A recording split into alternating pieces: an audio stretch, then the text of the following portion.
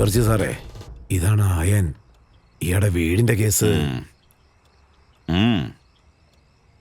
ഈ വീട് നിങ്ങളുടെ അച്ഛന്റെ പേരിൽ എഴുതിയിരിക്കുന്നതാണ് അല്ലേ? അതെ. ഇതിൽ ചെറിയൊരു പ്രശ്നമുണ്ടല്ലോ. പക്ഷേ നിങ്ങളുടെ ചിറ്റപ്പൻ തന്നിരിക്കുന്ന പേപ്പറുകൾ വെച്ച് നോക്കുമ്പോൾ ഈ വീട് അദ്ദേഹത്തിന്റെ പേരിലാണ് ഉള്ളത്. മാത്രമല്ല നിങ്ങളുടെ അച്ഛനും മുത്തശ്ശനും ഒക്കെ സൈനും ചെയ്തിട്ടുണ്ട്. സാർ, എന്റെ പ്രശ്നം എന്താണെന്ന് ഞാൻ പറയാം. അമ്മയ്ക്ക് ആ വീടുമായിട്ട് ഒരുപാട് സെന്റിമെന്റ്സ് ഉണ്ട്. അമ്മ ഒരു ക്യാൻസർ പേഷ്യന്റാ. ഇനി എത്ര നാൾ ജീവിച്ചിരിക്കുന്നു അറിയില്ല.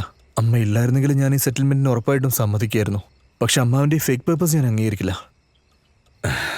നോക്കൂ മിസ്റ്റർ ആയൻ, ഈ ഒപ്പൊക്കെ ഫേക്കാണെന്ന് കോർട്ട് വേണം തീരുമാനം എടുക്കാൻ. പിന്നെ നിങ്ങൾ വേറൊരു കാര്യം കൂടി ചിന്തിക്കണം. നിങ്ങളുടെ അങ്കിൾ അമേരിക്കയിൽ നിന്ന് ഇവിടെ വരെ വന്നിരിക്കുന്നത് ഈ വീട് സ്വന്തമാക്കാൻ വേണ്ടി മാത്രമായിരിക്കും എന്ന് എനിക്ക് തോന്നുന്നില്ല. ഇതിന് പിന്നിൽ തീർച്ചയായും ഒരു കാരണമുണ്ടെന്നുള്ളത് ഉറപ്പാ. എനിക്ക് കാര്യങ്ങൾ ഏതാണ്ട് മനസ്സിലായി. അവിടെ എന്തോ പ്രൈവറ്റ് ഹോസ്പിറ്റലിൽ പണിയാൻ പോകാൻ തോന്നുന്നു. ഓ, അങ്ങനെയാണോ? അപ്പോൾ അതാണ് കാര്യം. ഓക്കെ, അപ്പോൾ നാളെ തന്നെ ഞാൻ സ്റ്റേ ഒക്കെ കോർട്ടിൽ നിന്ന് വാങ്ങി വെച്ചേക്കാം. പിന്നെ നമുക്ക് മുറ പോലെ വാദം തുടങ്ങാം. സർ, സാറിന് ശരിയാണെന്ന് തോന്നുന്നു സാർ ചെയ്യണം. അമ്മ ജീവിച്ചിരിക്കുന്നിടത്തോളം കാലം ഞാൻ ആ വീട് വിട്ട് എങ്ങും പോവില്ല. ഓക്കെ, എങ്കിൽ നമുക്കൊരു കാര്യം ചെയ്യാമല്ലോ. നാളെ കോടതി 2 പെറ്റീഷൻ സബ്മിറ്റ് ചെയ്യാം. ഷുവർ. ഈ കേസിൽ നിനക്കെതിരായിട്ട് വരുന്ന അഡ്വക്കേറ്റ് ജഗദീഷ് അല്ലേ? നമുക്ക് അദ്ദേഹത്തോടൊന്ന് സംസാരിച്ചാലോ? ഓക്കെ, നമുക്ക് നോക്കാന്നേ. അയാൾ സ്റ്റേ വാങ്ങിച്ചാൽ ഞാൻ എന്ത് ചെയ്യാനാ? അത് നിനക്ക് നേരത്തെ അറിയില്ലായിരുന്നോ? ഞാൻ ലോയറിനോട് എല്ലാ കാര്യങ്ങളും പറഞ്ഞു. അയാൾ ഒന്നും ചെയ്യാൻ പറ്റില്ലെന്നാ പറഞ്ഞേ. ആദ്യം അവനെ വിലക്കെടുക്ക്. നടക്കുമെന്ന് തോന്നുന്നില്ല. He's different. സ്റ്റുപ്പിഡ്. എന്തെങ്കിലും കാരണം ഉണ്ടാക്കിക്കൊണ്ട് വരും, ഒരു പണിയും എടുക്കാണ്ട്.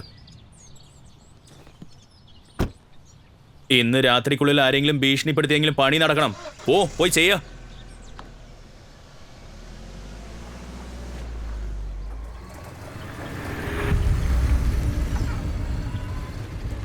ചേച്ചിയെ, ഈ രാത്രി ഒറ്റയ്ക്ക് എവിടേക്കാണാവോ? മര്യാദയ്ക്ക് ഇവിടുന്ന് പൊക്കോ, വെറുതെ പേടിപ്പിക്കാതെ. ചേട്ടാ, വണ്ടി എടുത്തേ. നിങ്ങൾ എന്തായി ചെയ്യുന്നത്? രാത്രി ഇങ്ങനെ പെണ്ണുങ്ങളെയൊക്കെ ഭീഷണിപ്പെടുത്താവോ? ശരിയാണോ? അതിൽ നിനക്കെന്താടാ പ്രശ്നം? മിണ്ടാതിരുന്നില്ലെങ്കിൽ നിന്നെ കൊന്നുകളയും. ദേ നോക്കിയേ ബീന, ആ റായിന്റെ വീട്ടിൽ നടക്കുന്ന കാര്യങ്ങളൊക്കെ എനിക്ക് അറിയണം. ഇത് ആകാശിന്റെ ഓർഡറാ. വൈകിട്ട് വരുമ്പോ എല്ലാ കാര്യങ്ങളും പറഞ്ഞോളണം. എന്താ, മനസ്സിലായോ? അല്ലെങ്കിൽ നിന്നെ കൊണ്ട് എങ്ങനെ പറയിക്കണമെന്ന് ഞങ്ങൾക്കറിയാം. എല്ലാം നിന്റെ കയ്യിലാ ഉള്ളത്.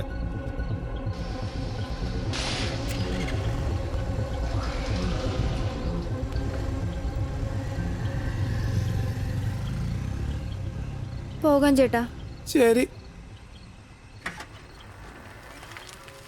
ഇനി ഒരു പ്രശ്നവും വരാതെ ഞാൻ നോക്കിക്കോളാം. എടാ ആകാശേ, ഇങ്ങോട്ട് വന്നേ.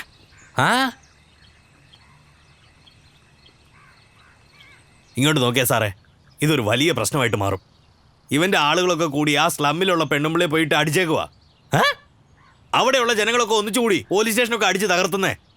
നമ്മുടെ ആൾക്കാരോ? ഇയാളെന്തേ പറയുന്നേ? എടോ, ഇവന്റെ ആൾക്കാരാ ബിനയാണ് ഭീഷണിപ്പെടുത്തിയത്. താനെന്തിനാ വെറുതെ പേടിക്കുന്നേ? ഇങ്ങോട്ട് നോക്കിയാ, നിങ്ങൾ എന്റെ അടുത്ത് പറയേണ്ട തീരുമാനമൊക്കെ എടുത്താലേ പിന്നെ എന്നെ കൊണ്ടൊന്നും ചെയ്യാൻ പറ്റില്ല. നിങ്ങൾ മുമ്പായിട്ട് തന്നെ പറഞ്ഞാൽ ആ വീടിന്റെ കേസ് ഹാൻഡിൽ ചെയ്ത പോലെ എല്ലാം ഹാൻഡിൽ ചെയ്യാൻ പറ്റുള്ളൂ. എന്റെ സർവീസ് ബുക്ക് എഴുതാൻ പോകുന്നത് നിങ്ങളല്ലല്ലോ. SP ഓഫീസിൽ നിന്നാണ് ലെറ്ററും വന്നേക്കുക. ഒന്നെങ്കിൽ ഉത്തരം പറയണം, ഇല്ലെങ്കിൽ ലീവ് എടുത്ത് പോകണം. വേണമെങ്കിൽ ലീവ് എടുത്തിട്ടെ കുളു മണാലി, കാശ്മീർ, ഷിംല എവിടെയെങ്കിലും പോയി എൻജോയ് ചെയ്യേ. മലകളൊക്കെ ഉണ്ടെങ്കിൽ നിനക്ക് ഇച്ചിരി ധൈര്യം വരട്ടെ. തനിക്ക് അറിയാൻ മേലാത്ത കാര്യമൊന്നും സംസാരിക്കാൻ വരണ്ട. വായ അടച്ചോണ്ട് അവിടെ ഇരിക്കും. എടോ, ഇഞ്ഞു നോക്കണോ, ഞാൻ തന്ന കാശ് പിച്ച പോലെ വാങ്ങിച്ചിട്ട് എനിക്കെതിരായിട്ട് സംസാരിക്കുന്നു. സാറേ, 2000 രൂപയുടെ 10 നോട്ട് എന്റെ അടുത്തുനിന്ന് എണ്ണി വാങ്ങിച്ചില്ലേ? എന്നിട്ട് പറ്റത്തില്ലെന്ന് പറഞ്ഞ് വീണ്ടും വാങ്ങിച്ചില്ലേ? അതുകൊണ്ട് ആവശ്യമില്ലാതെ എന്നെ ദേഷ്യപ്പെടുത്തരുത്, പറഞ്ഞേക്കാം. പിന്നെ ഞാൻ തന്നെ നിനക്ക് ലീവ് വാങ്ങിച്ചു തരും. സാറേ, അത് എടോ, ലീവ് എടുത്തിട്ട് ഫാമിലിയോടൊന്ന് ചുറ്റിക്കറങ്ങിയിട്ട് വാടോ. ഈ പ്രദേശത്തെയും പോലീസ് സ്റ്റേഷനെയൊക്കെ ഞാൻ നോക്കിക്കോളാം, താൻ പേടിക്കാതെ. സത്യം എന്താണെന്ന് വെച്ചാ, തന്നെ പോലുള്ള ആൾക്കാർക്ക് സമാധാനം വേണം. എന്നെ പോലുള്ള ആൾക്കാർക്കോ ആശയക്കുഴപ്പമുള്ളവർ വേണം. അങ്ങനെയുള്ള ഒരാളെ എനിക്കറിയാം.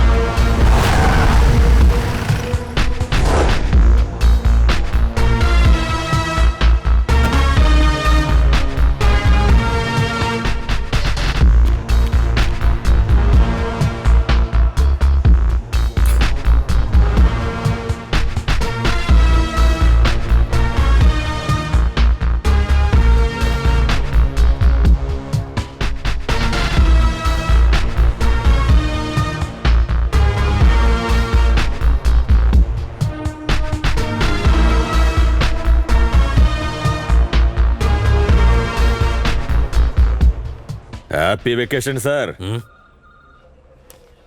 എങ്ങോട്ടാ പോണ്ടേ? കാശ്മീർ അല്ലെങ്കിൽ ക്യാനിങ്ങോ?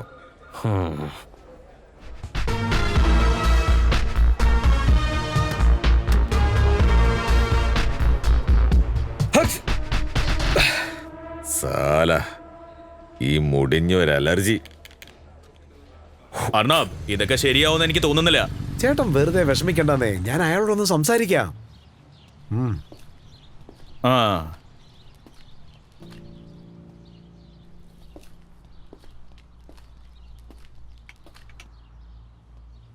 അതിന്റെ ഒന്നും ആവശ്യമില്ല. നിനക്ക് സുഖമല്ലേ? ആ, അടുത്ത മാസം 5-ാം തീയതി എന്താ പ്രത്യേകത എന്നറിയോ? നിന്റെ മരിച്ചുപോയ മുത്തശ്ശൻ അമ്പലൻ റായ് ജീവനോടെ ഉണ്ടായിരുന്നെങ്കിൽ ഇപ്പൊ നമ്മൾ 100ാമത്തെ പിറന്നാള് ആഘോഷിക്കേണ്ട സമയമാ. അദ്ദേഹത്തിന്റെ മകൻ എന്ന നിലയില് എനിക്ക് എന്തെങ്കിലും ചെയ്യാൻ ആഗ്രഹമുണ്ട്. You know, something big. Good. നിനക്ക് എന്തെങ്കിലും ചെയ്യാൻ ആഗ്രഹമല്ലേ? ഇല്ല, നിങ്ങൾ സ്നേഹിച്ച പോലെ മുത്തശ്ശൻ ഞങ്ങളെ സ്നേഹിച്ചില്ല. All the best. എനിവേ, എനിക്ക് കുറച്ച് തിരക്കുണ്ട്. സോ ബോയ്സ് ആൻഡ് ഗേൾസ്, ഞാൻ പറഞ്ഞത് മറക്കരുത്. സ്ട്രോക്സിനേക്കാൾ വളരെ ഇമ്പോർട്ടൻ്റ് ആണ് ബ്രീത്തിങ്. അത് മറന്നു പോരുത്. Okay?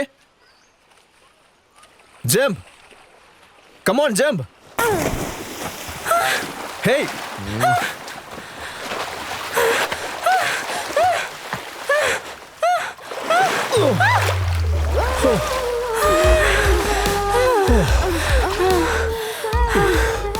Are you okay? Okay, thank you. താനെന്താ പൂളിൽ ആദ്യമായിട്ടാണോ? ബിനായ്, ബിനായ്, തന്റെ ട്രെയിനർ ആരാ? No one. നിങ്ങൾ എനിക്ക് ട്രെയിനിങ് തരുമോ? നിങ്ങളെ എനിക്ക് പൂർണ്ണ വിശ്വാസമാണ്. ഓക്കെ, ഞാൻ എന്തായാലും ട്രെയിൻ ചെയ്യിക്കാം. പക്ഷേ ഇത് സ്വിമ്മിങ്ങിന് പറ്റിയ ഡ്രസ്സല്ല. അവിടെ പോയിട്ട് കോസ്റ്റ്യൂം വാങ്ങിച്ചോ. ഓക്കെ, വരൂ, ഞാൻ ഹെൽപ്പ് ചെയ്യാം. Come on. No, I take care of myself.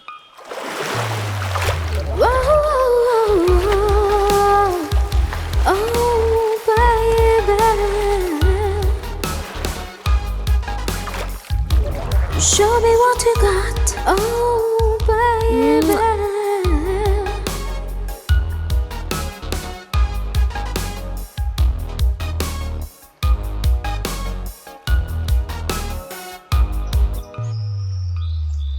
എന്ത്?